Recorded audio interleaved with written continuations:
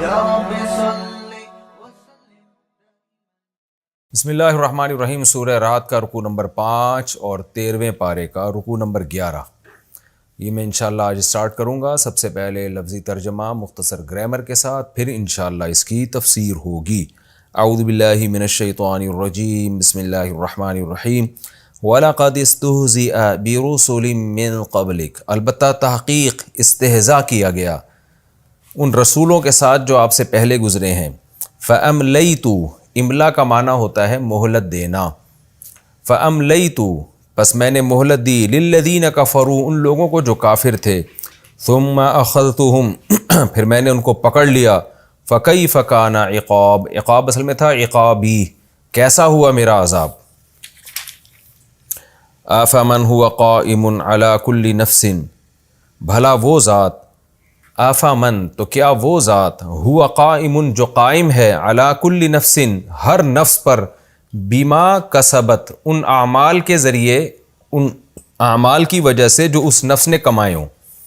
یعنی وہ ذات جو انسان پر ہر نفس پہ نگران ہو ان اعمال کی وجہ سے جو اعمال اس نے کمائے ہیں. یعنی اس کی وجہ سے جس ذات نے انسان پر گرفت رکھی ہوئی ہو اور اس کے اعمال کی وجہ سے اس کو دیکھ رہا ہو کہ یہ اچھا عمل کر رہا ہے کہ برا عمل کر رہا ہے. ایک وہ ذات ہے. اس کی جزا آگے محذوف ہے، اس کا جواب آگے محذوف ہے. کیا مطلب؟ وہ ذات بہتر ہے یا وہ ذات جس کی کسی نفس پہ دسترس ہی نہ ہو. یعنی ویسے تو میں تفسیر میں ڈیٹیل بتاؤں گا، مقصد توحید کے مضمون کو بیان کرنا ہے کہ ایک اللہ وہ ذات ہے جو انسان کو اس کے اعمال کی وجہ سے جس نے جکڑ کے رکھا ہوا ہے، ہلے گا نہیں انسان.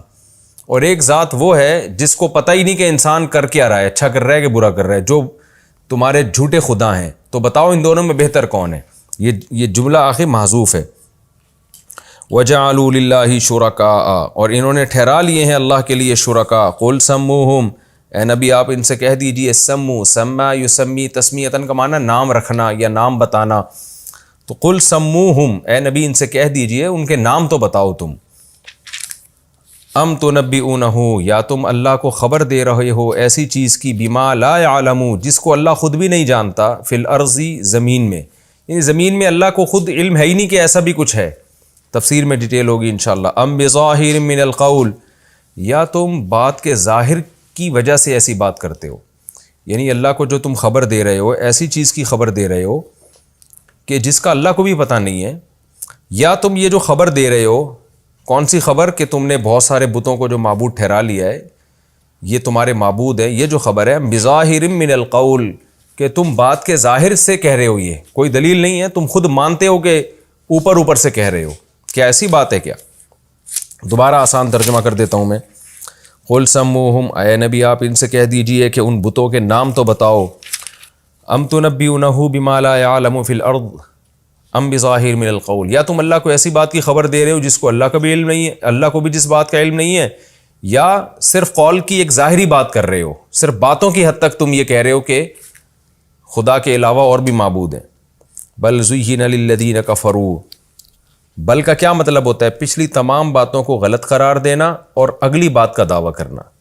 بل زین للذین کفروا، اللہ کہتے ہیں اصل بات یہ ہے کہ کافروں کے لیے مزین کر دی گئی ہے مکرہم، ان کے مکر و فریب کو. وصدوا عن السبیل، اور ان کو سیدھے راستے سے روک دیا گیا ہے. ومن یضلل اللہ، اور جس کو اللہ گمراہ کر دے. فما لہ من ہاد، اس کے لیے کوئی ہدایت والا نہیں ہے. لہم عذاب فی الحیات الدنیا، ان لوگوں کے لیے دنیا میں بھی عذاب ہے. ولعذاب الآخرۃ اشق، اور آخرت کا عذاب تو بہت سخت ہے.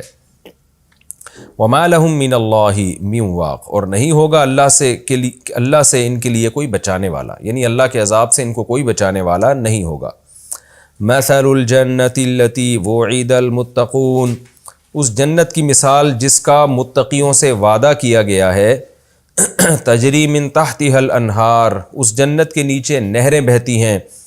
اکلها دائم، اس کا جو پھل ہے، اکل کا مطلب جو اس کے ذائقے ہیں، جو بھی کھانے پینے کی چیزیں ہیں، اس کے جو پھل ہیں دائم ہمیشہ رہیں گے. وظلها، اسی طرح اس کے سائے بھی. تلک عقبى الذین اتقوا، یہ انجام ہے ان لوگوں کا جو پرہیزگار ہوئے. وعقب الکافرین النار، اور کافروں کا انجام آگ ہے۔ والذین آتیناہم الکتاب، اور وہ لوگ جن کو ہم نے کتاب دی، یفرحون بما انزل الیک، وہ خوش ہوتے ہیں اس قرآن کی وجہ سے جو آپ پر نازل کیا جا رہا ہے۔ ومن الاحزاب، اور ان لشکروں میں، انہی جماعتوں میں، حزب کہتے ہیں جماعت کو، احزاب اس کی جمع، انہی جماعتوں میں ایسے لوگ بھی ہیں من ینکر بعضہ، جو اس قرآن کے ایک بعض حصے کا انکار کرتے ہیں۔ قل انما امرت ان اعبد اللہ، اے نبی آپ ان سے کہہ دیجئے مجھے تو حکم دیا گیا ہے کہ میں اللہ کی عبادت کروں، ولا اشرک بہ، اور اس کے ساتھ کسی کو شریک نہ کروں، الیہ ادعو، اسی اللہ کی طرف میں لوگوں کو بلاتا ہوں، وَإِلَيْهِ مآب، مآب اصل میں تھا مآبی، یا کو حذف کر دیا، اور اسی کی طرف میرا لوٹنا ہے۔ وَكَذَلِكَ أَنزَلْنَاهُ حُكْمًا عَرَبِيًّا، اسی طرح ہم نے نازل کیا عربی حکم، حکم کا مطلب جس میں احکامات ہیں، یعنی قرآن۔ جس طرح اہل کتاب کو ہم نے کتاب دی تو اسی طرح ہم نے حکم عربی بھی نازل کیا ہے۔ وَلَئِنِ اتَّبَعْتَ أَهْوَاءَهُمْ، اے نبی اگر آپ نے ان کی خواہشات کی پیروی کی، بعد ما جاءک من العلم، بعد اس کے کہ آپ کے پاس علم آ چکا ہے، ما لک من اللہ من ولی ولا واق، تو نہیں ہوگا اللہ سے بچانے والا آپ کے لیے، من ولی کوئی دوست، ولا واق، واق اصل میں تھا واقی، بچانے والا، وقایقی وقایتن، یعنی وقع یوقیو تھا بچانا۔ یہ بھی مختصر رکوع تھا، لفظی ترجمہ ہو گیا، مختصر اس کی تفسیر کر دیتا ہوں، ترجمہ میں ہی آپ کو تفسیر سمجھ میں آ گئی ہوگی۔ وَلَقَدْ اسْتُهْزِئَ بِرُسُلٍ مِّن قَبْلِكَ فَأَمْلَيْتُ لِلَّذِينَ كَفَرُوا، اے نبی یہ لوگ آپ کا مذاق اڑاتے ہیں اور ایسے ایسے مطالبے کرتے ہیں کہ آپ یہ بتائیں کہ قرآن سے مردے بات کرنا شروع کر دیں، یہ کر دیں وہ کر دیں، تو آپ پریشان مت ہوں، آپ سے پہلے بھی پیغمبروں کا مذاق اڑایا گیا تھا، میں نے کافروں کو مہلت دی، کبھی ایسا نہیں ہوا کہ انہوں نے مذاق اڑایا اور کافروں پر فوراً عذاب آ گیا، تو میں نے مہلت دی ہمیشہ سے۔ ثم اخذتهم، لیکن پھر میں نے ان مذاق اڑانے والوں کو پکڑا ہے، چھوڑا نہیں کسی کو۔ فکیف کان عقاب، تو اٹھاؤ ماضی اور پوچھو اپنے باپ داداؤں سے اور ان کھنڈرات کو دیکھو کہ میرا عذاب ہوا کیسا ان کے ساتھ۔ افمن هو قائم على كل نفس بما كسبت، قرآن کا اصل مضمون چونکہ توحید ہے، پھر اللہ اسی مضمون کی طرف آتے ہیں کہ بتاؤ جن بتوں کی تم عبادت کرتے ہو کیا ان کی انسان پر نگرانی ہے؟ کیا یہ انسان کے اعمال کو دیکھ رہے ہیں؟ معبود ہونے کے لیے تو ایک بڑی شرط یہ ہے کہ اس کو آپ کے اعمال کا تو پتہ ہو، اس کا علم تو کامل ہو۔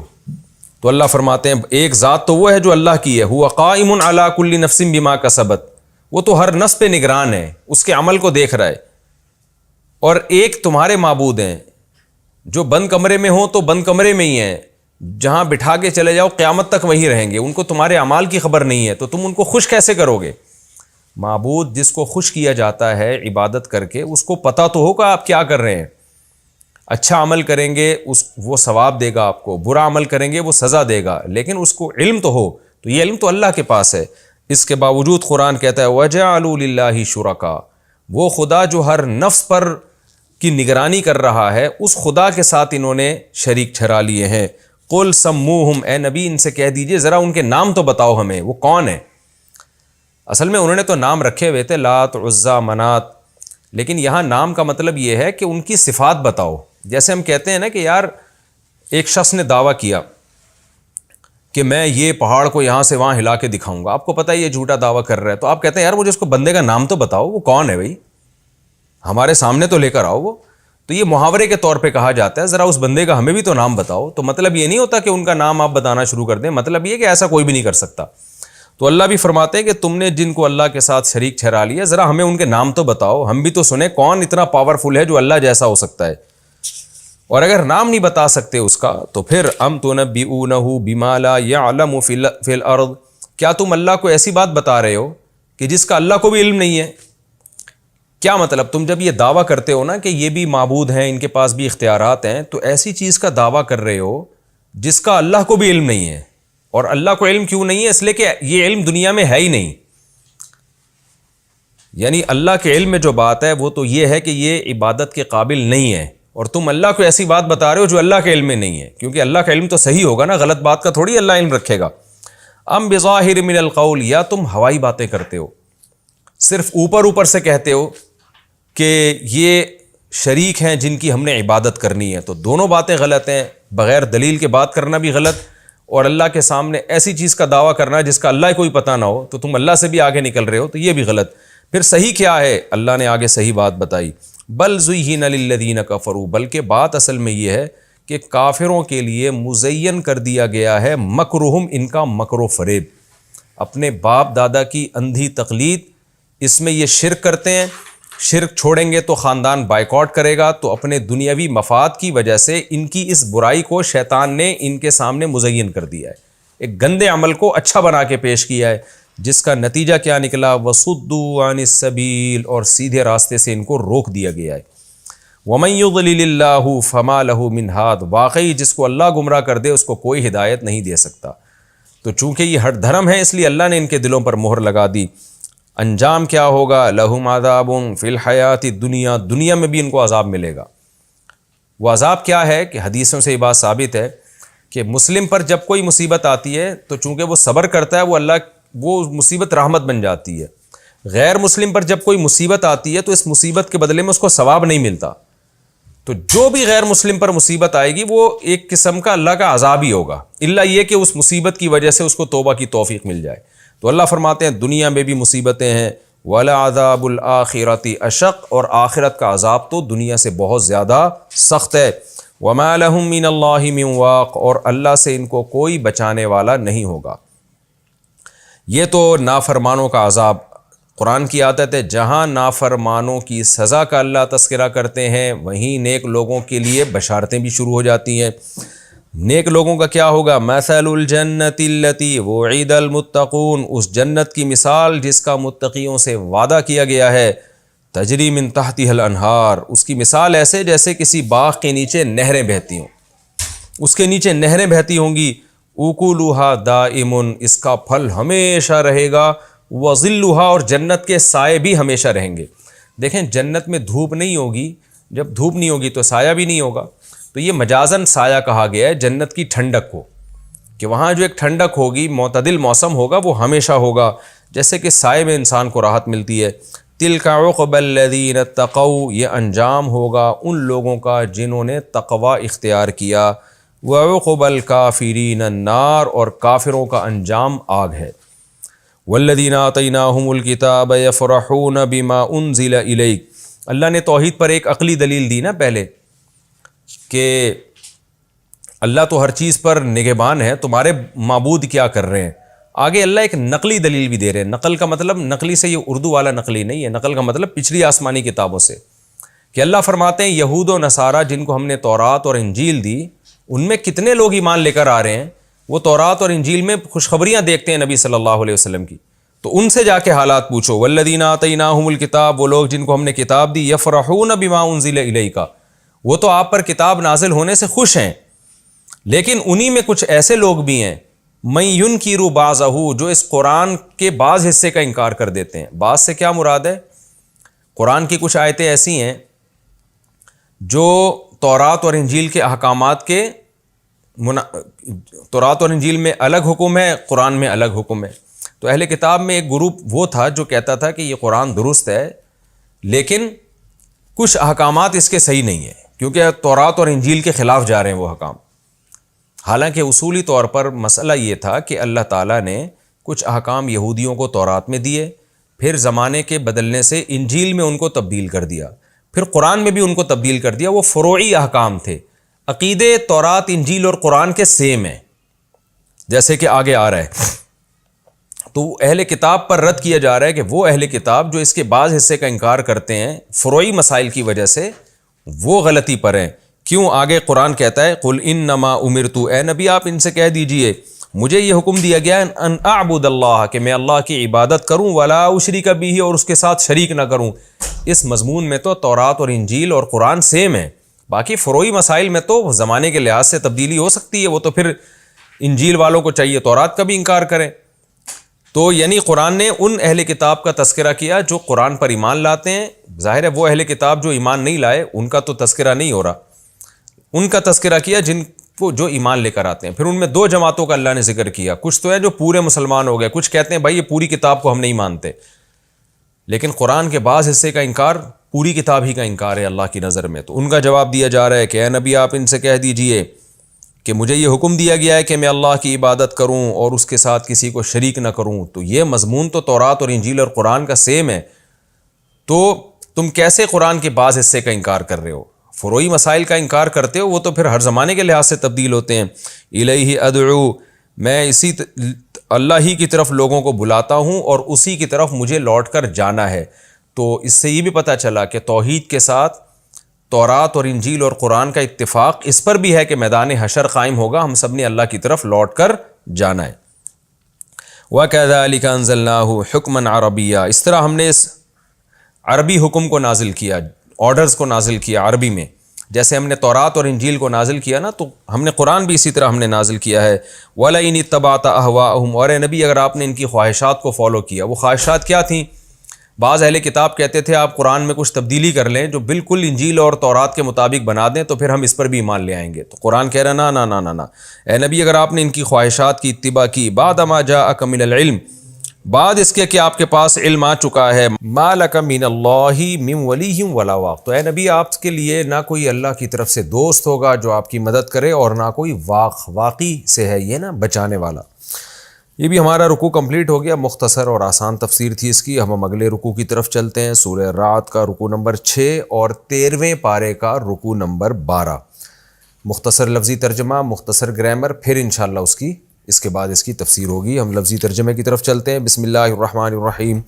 وَلَقَدْ أَرْسَلْنَا, البتہ تحقیق ہم نے بھیجا, رُسُلًا بہت سے پیغمبروں کو, من قبلک آپ سے پہلے, وَجَعَلْنَا لَهُمْ اور بنایا ہم نے ان کے لیے, ازواجاً بیویاں بھی, وذریہ اور اولادیں بھی, ذریت نسل کو کہتے ہیں. وَمَا كَانَ لِرَسُولٍ اور نہیں ہے شان کسی رسول کی, کسی رسول کے یہ مناسب نہیں ہے, رسول میں یہ طاقت ہی نہیں ہے, ان یأتی بآیۃ کہ وہ لے آئے کوئی نشانی, الا بإذن اللہ مگر اللہ کے حکم سے. لکل اجل کتاب, ہر اجل کے لیے, ہر وقت کے لیے ایک کتاب ہے. لکل اجل کتاب, ہر اجل کہتے ہیں وقت کو, ٹائم کو, ہر وقت کے لیے ایک کتاب ہے یعنی حکم ہے. تفسیر میں اس کی ڈیٹیل انشاءاللہ آئے گی. یمح اللہ ما یشاء, مٹا دیتا ہے اللہ تعالی جو چاہتا ہے. محا یمحو کا معنی مٹانا, اللہ جو چاہتا ہے مٹا دیتا ہے. ویثبت اور جس چیز کو چاہتا ہے ثابت رکھتا ہے, قائم رکھتا ہے. وَعِندَهُ ام الکتاب اور اسی کے پاس ہے اصل کتاب. ام الکتاب کا مطلب اصل کتاب یعنی لوح محفوظ. وَإِمَّا نُرِيَنَّكَ, وَإِمَّا کا مطلب ان کا معنی اگر, ما زائد ہے, نُرِيَنَّكَ نوری ہم دکھائیں گے, نون تاکید کے لیے. وَإِمَّا نُرِيَنَّكَ اور اگر ہم دکھا دیں آپ کو, بعض الذی نعدہم بعض اس چیز کا جس کا ہم ان سے وعدہ کرتے ہیں, یعنی کفار سے جس عذاب کا ہم وعدہ کرتے ہیں, تو اے نبی اگر ہم آپ کو اس کا کچھ حصہ دکھا دیں, او نتوفینک یا ہم آپ کو وفات دے دیں. توفا یا توفا کا معنی بار بار یہ لفظ آ چکا ہے نا, وفات دینا. اگر ہم آپ کو وفات دے دیں, فإنما علیک البلاغ تو بے شک آپ کے ذمے تو صرف پہنچانا ہے. وعلینا الحساب اور ہمارے ذمے حساب ہے. یعنی اگر ہم آپ کو کچھ عذاب دکھا بھی دیں یا ہم آپ کو وفات دے کے اپنے پاس بلا لیں تو آپ کے ذمے صرف پہنچانا اور ہمارے ذمے حساب. تفسیر میں اس کی ڈیٹیل بتاؤں گا انشاءاللہ. اولم یروا کیا یہ لوگ دیکھتے نہیں ہیں, انا نأتی الارض کہ بے شک ہم زمین کے پاس آتے ہیں. کیسے آتے ہیں؟ ننقصها, نقص ینقص کا معنی کمی کرنا, کہ ہم اس زمین میں کمی کر رہے ہیں, من اطرافها اس کی اطراف سے. طرف کنارے کو کہتے ہیں اطرافها, طرف کنارہ, اطراف بہت سارے کنارے. ہم زمین کے کناروں سے زمین کی طرف آ کے اس میں کمی کر رہے ہیں.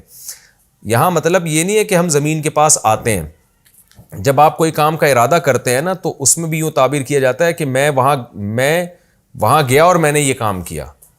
تو مطلب یہ نہیں کہ اللہ تعالیٰ زمین کے پاس آئے, یعنی ہم زمین کے پاس آئے اس طور پر آئے کہ ہم نے زمین کے کناروں میں کمی کر دی. لفظی ترجمہ اس کا یہ ہوگا, یعنی ہم نے زمین میں کمی کر دی, یہاں آ کے ہم نے یہ کام کر دیا. تو یہ لفظی معنی نہیں اس کا مراد ہوتا کہ اللہ زمین کے پاس آیا اور پھر کمی کر دی. اب رہا مسئلہ کمی سے کیا مراد ہے, یہ میں تفسیر میں بتاؤں گا انشاءاللہ. واللہ یحکم، اور اللہ فیصلہ کرتا ہے، لا معقب لحکمہ، اس کے حکم کا کوئی معقب نہیں ہے۔ معقب کہتے ہیں پیچھے آنے والا، یعنی کوئی ایسا نہیں ہے جو اس کے پیچھے آ کر اس کے حکم کو کینسل کر دے۔ تو اس لیے اس کا ہم یوں بھی ترجمہ کر سکتے ہیں کہ اس کے حکم کو کوئی تبدیل نہیں کر سکتا۔ وَهُوَ سَرِيعُ الْحِسَاب، اور وہ بہت جلد حساب لینے والا ہے۔ وَقَدْ مَكَرَ الَّذِينَ مِن قَبْلِهِمْ، اور تحقیق تدبیریں کی ہیں آپ سے پہلے لوگوں نے بھی۔ فَلِلَّهِ الْمَكْرُ جَمِيعًا، تو اصل تمام کی تمام تدبیر اللہ ہی کے لیے ہے، یعنی جو تدبیر کارگر ہونے والی ہے نا، وہ وہی تدبیر ہے جو اللہ کرے گا۔ یعلم ما تکسب کل نفس، اللہ جانتا ہے ہر نفس جو کچھ کما رہا ہے۔ وسیعلم الکفار، اور عنقریب کفار جان لیں گے، لمن عقبی الدار، کون ہے جس کے لیے اچھا ٹھکانہ ہے۔ کفار کو بھی پتہ چل جائے گا کہ اچھا انجام کس کا ہوا ہے۔ وَيَقُولُ الَّذِينَ كَفَرُوا لَسْتَ مُرْسَلًا، اور وہ لوگ جو کافر ہیں کہتے ہیں لست مرسلا، لیست کا معنی نہیں ہونا، لست کا معنی آپ نہیں ہیں، مرسلن بھیجے ہوئے، آپ بھیجے ہوئے پیغمبر نہیں ہیں۔ قل کفا باللہ، آپ کہہ دیجئے اللہ کافی ہے، شہیدن گواہ ہونے کے اعتبار سے، بینی و بینکم، میرے اور تمہارے درمیان، اللہ گواہ ہے ہم میرے اور تمہارے درمیان، اور یہ گواہی میرے لیے کافی ہے، وہ جانتا ہے کہ میں پیغمبر ہوں۔ اور کون گواہی دیتا ہے؟ ومن عندہ، اور وہ لوگ بھی، علم الکتاب، جن کے پاس کتاب کا علم ہے، یعنی تورات اور انجیل کا علم ہے، ان کی گواہی میرے لیے کافی ہے۔ یہ لفظی ترجمہ بھی ہو گیا ہمارا، اور سورہ رعد ہماری جو ہے اس رکوع کے بعد مکمل ہو جائے گی، پھر اس کے بعد ہم اگلی سورت شروع کریں گے۔ اس کی بھی مختصر تفسیر ہے، میں آپ کے سامنے پیش کر دیتا ہوں۔ ترجمے میں ہی تقریباً تفسیر ہو گئی ہے۔ سورہ رعد کا 12واں چھٹا رکوع یعنی آخری رکوع، اور 13ویں پارے کا 12واں رکوع۔ وَلَقَدْ أَرْسَلْنَا رُسُلًا مِّن قَبْلِكَ وَجَعَلْنَا لَهُمْ أَزْوَاجًا وَذُرِّيَّةً، یہ لوگ نشانیاں مانگتے ہیں نا، تو اللہ نے فرمایا کہ ہم نے آپ سے پہلے بھی پیغمبر بھیجے، اور ہم نے ان کے لیے بھی بیویاں بھی بنائیں اور اولادیں بھی بنائیں، یعنی پیغمبر ہمیشہ بشر ہی کی صورت میں آتے ہیں، ان کی نکاح بھی ہوتے ہیں، ان کی اولادیں بھی ہوتی ہیں۔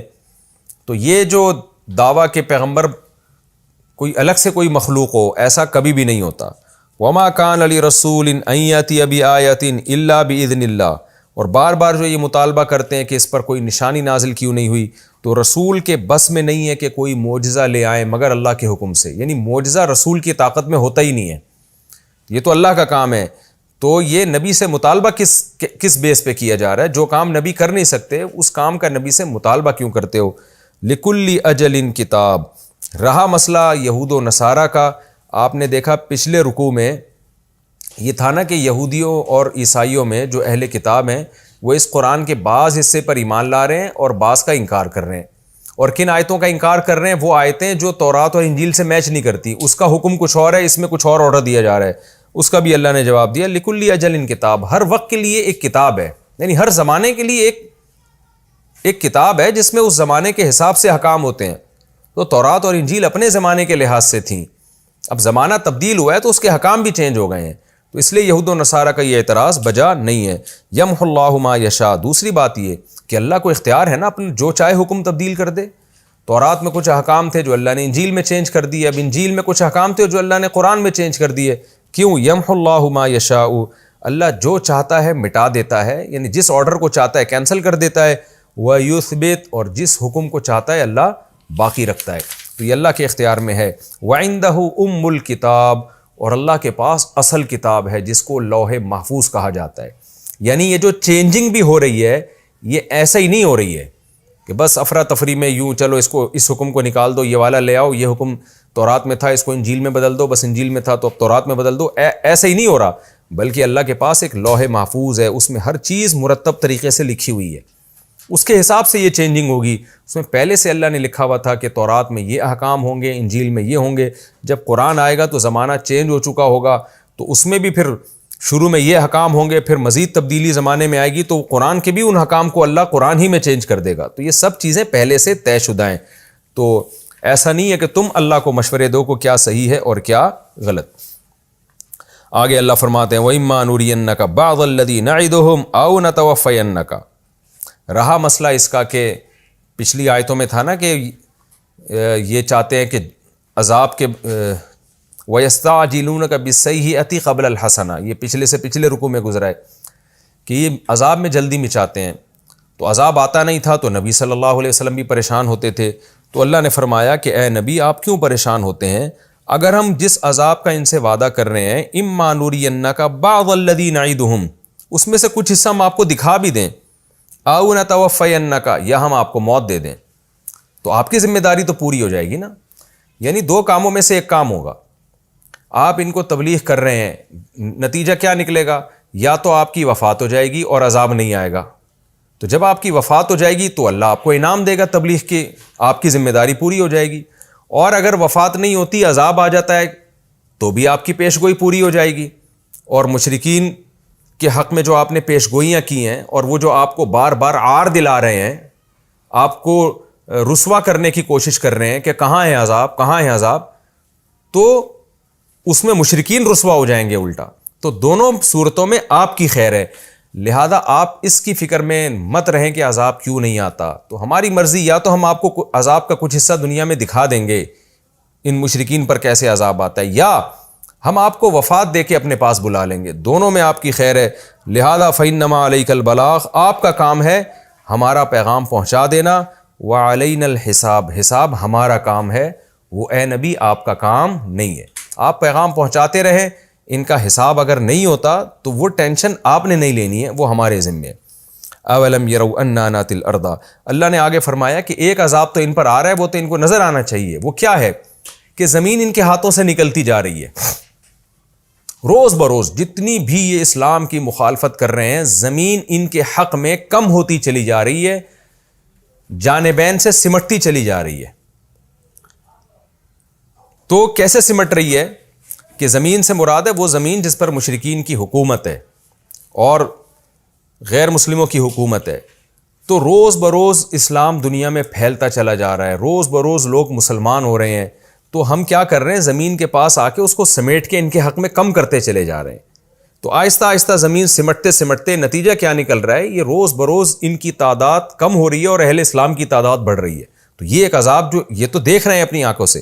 تو اولم یروا، یہ لوگ دیکھتے نہیں ہیں، انا ناتی الارض ننقصها، کہ ہم زمین کے پاس آ رہے ہیں. کیسے آ رہے ہیں؟ اس کی صورت یہ ہے کہ ننقصها من اطرافها، زمین کو چاروں طرف سے ان کے حق میں کم کرتے چلے جا رہے ہیں. تو یہاں زمین سے مراد جزیرہ عرب کی زمین ہے، کہ جزیرہ عرب کی زمین ان مشرکین پر تنگ ہو رہی ہے، سمٹ رہی ہے. جیسے کوئی شخص بڑے محل میں رہتا ہو اور بالآخر اس کے سب لوگ اس کے باغی ہوتے چلے جائیں، سلطنت کے باغی ہوتے چلے جائیں، تو لوگ کیا کہیں گے؟ یہ ملک مجھ پہ آہستہ آہستہ تنگ ہو رہا ہے، آہستہ آہستہ میرے ہاتھ سے نکلتا چلا جا رہا ہے. تو یہ مطلب ہے. واللہ یحکم، اور اللہ فیصلہ کرتا ہے، لا معقب لحکمہ، اس کے فیصلے میں کوئی تبدیلی نہیں کر سکتا. تو اللہ نے فیصلہ کر لیا ہے کہ زمین ان کے ہاتھ سے نکل جائے گی، سمٹتی چلی جائے گی، اور اللہ کا یہ فیصلہ کبھی بھی تبدیل نہیں ہوگا. واللہ سریع وہو سریع الحساب، اور وہ بہت جلد حساب بھی لینے والا ہے. یہ تو دنیا میں ہے، اصل حساب تو آخرت میں ہے، وہ بھی اللہ لے گا. رہا مسئلہ ان کی بری تدبیروں کا کہ یہ تو بہت زبردست سازشیں کر رہے ہیں، تو اللہ فرماتے ہیں اے نبی آپ گھبرائیے نہیں. وقد مکر الذین من قبلہم، تحقیق ان سے پہلے لوگوں نے بھی بڑے مکر و فریب کیے ہیں. فللہ المکر جمیعا، تو اصل تدبیر تو اللہ کی ہے، ساری کی ساری تدبیر.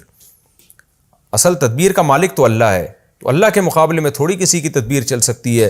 یعلم ما تکسب کل نفس، وہ تو جانتا ہے ہر نفس کیا کر رہا ہے. وسیعلم الکفار، اور ان قریب کافر لوگ بھی جان جائیں گے. لمن عقبی الدار، کہ انجام کس کا اچھا ہے، انجام کے لحاظ سے جو رزلٹ ہے وہ کس کے حق میں آنے والا ہے اللہ تو جانتا ہی ہے، یہ ان کو بھی پتہ چل جائے گا. وَيَقُولُ الَّذِينَ كَفَرُوا لَسْتَ مُرْسَلًا، اب آخری آیت کو اللہ نے نبی کی رسالت پہ ختم کیا ہے کہ کافر لوگ یہ کہتے ہیں اے نبی، اے محمد صلی اللہ علیہ وسلم آپ رسول نہیں ہو. اللہ نے دو گواہیاں دی، ایک اپنی کہ دیکھو میں آسمان سے کتاب نازل کر رہا ہوں، میں بار بار گواہی دے رہا ہوں، میں نے تورات میں بھی گواہی دی، انجیل میں بھی، ایک گواہ تو میں ہوں. تو قل اے نبی آپ ان سے کہہ دیجئے کفا باللہ، اللہ کافی ہے، شہیدم بینی و بینکم، میرے اور تمہارے درمیان گواہ ہونے میں اللہ کافی ہے. اب یہ اللہ کی شہادتیں جو تورات اور انجیل میں ہیں وہ اہل کتاب علماء کو پتہ ہیں، تو اللہ کہتے ہیں ان سے بھی جا کے پوچھو. ومن عندہ، اور وہ لوگ بھی گواہ ہیں علم الکتاب، جن کے پاس الکتاب یعنی کتاب کا علم ہے، یعنی آسمانی کتابوں کا علم ہے. تو ان کے علماء بھی تمہیں گواہی دیں گے۔ تو یہ ہماری سورت سورہ رات ختم ہو گئی اور الحمدللہ کمپلیٹ ہوئی۔ مختصر سورت تھی اور اس کے مضامین بہت بیسک مضامین تھے قرآن کے، توحید، آخرت، جنت، جہنم۔ میں نے بتایا مکی صورتوں کے زیادہ تر مضامین اسی طرح کے ہیں۔ اب ہم اگلی سورت شروع کرتے ہیں کیونکہ وقت ہمارا ابھی باقی ہے۔ تو اب ہم سورت شروع کرتے ہیں جی سورہ ابراہیم۔ سورہ ابراہیم کا رکوع نمبر 1 اور 13ویں پارے کا رکوع نمبر 13۔